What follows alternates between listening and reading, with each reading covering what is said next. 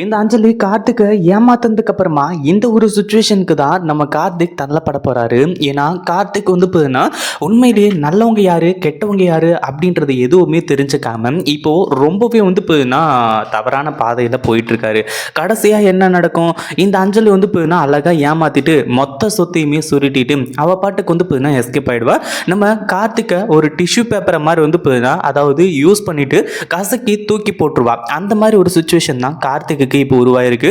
உண்மையிலேயே கார்த்திக் இதை கொஞ்சம் கூட எதிர்பார்க்கவே இல்லை. ஏன்னா அவ்வளோ கோடி சொத்து, அதாவது ₹1 ₹2 கிடையாது, கிட்டத்தட்ட 5000 கோடி சொத்து வந்து இப்போ நம்ம கௌதம் பேர்ல இருந்துச்சு.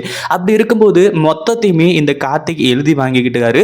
அதுக்கப்புறம் அதாவது நம்ம தான் இனிமே ராஜா, இனிமே வந்து நம்ம நினைக்கிறது மட்டும்தான் நடக்க போகுது, இனிமே யார் சொல்றதையும் நம்ம கேட்கணும் அப்படின்ற அவசியம் கிடையாது, எதுவுமே கிடையாது அப்படின்ற மாதிரி வந்து நினைச்சாங்க.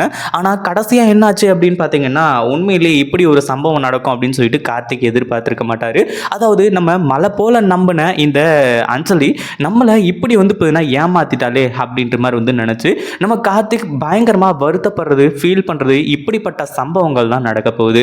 இதை உண்மையிலேயே கார்த்திக் வந்து எதிர்பார்த்திருக்கவே மாட்டாரு, கொஞ்சம் கூட எதிர்பார்த்திருக்க மாட்டாரு அப்படின்னு தான் சொல்லணும். அதாவது இப்போ என்னாச்சு அப்படின்னு பார்த்தீங்கன்னா நம்ம இலக்கியா, கௌதம் இவங்க எல்லாருமே கார்த்திக்கோட நிலைமை என்ன ஆக போகுதோ அப்படின்ற மாதிரி நினச்சி அவங்க ஃபீல் பண்ணுற அளவுக்கு வந்து அவங்க கிட்ட நேரம் கிடையாது.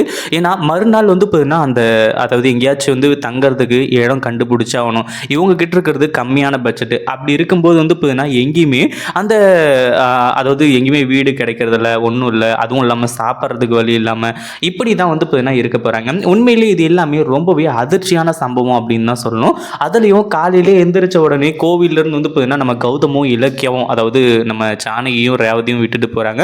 அதோட அக்கம் பக்கம் வந்து எங்கேயாச்சும் வீடு கிடைக்குமா அப்படின்னு சொல்லிட்டு வந்து சர்ச் பண்ணலாம் அப்படின்ற மாதிரி சொல்லி, ஏன்னா கௌதம் மட்டும் போய் தேடி பார்த்தாரு, எங்கேயும் கிடைக்கல. இப்போ இலக்கியாவும் போயிருக்காங்க.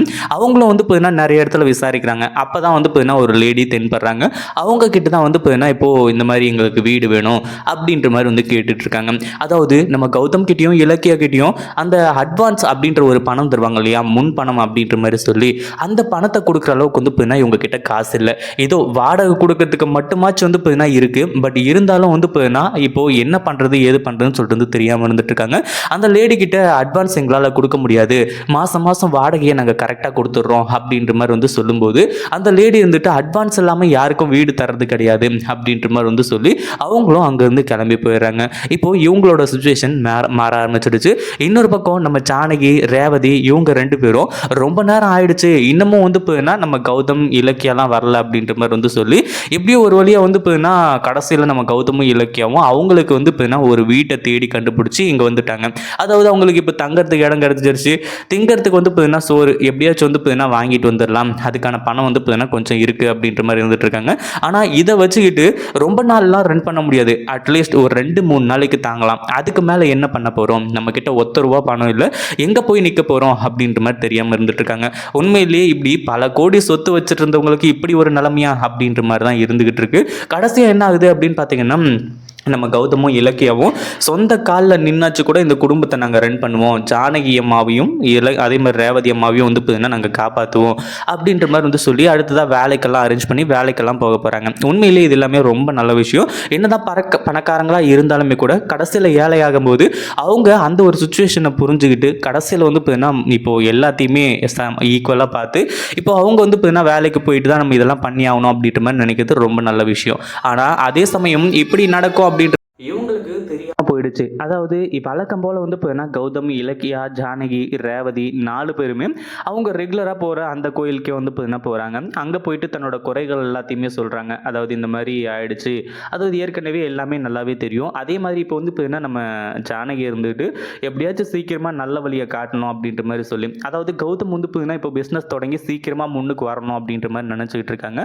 ஆனால் அதுக்குள்ளே இப்படி ஒரு சம்பவமா அப்படின்ற மாதிரி ஒரு மிகப்பெரிய அதிர்ச்சியை வந்து அவங்க கண்ணால் பார்க்க போகிறாங்க. இதை அவங்க எதிர்பார்க்கவே இல்லை.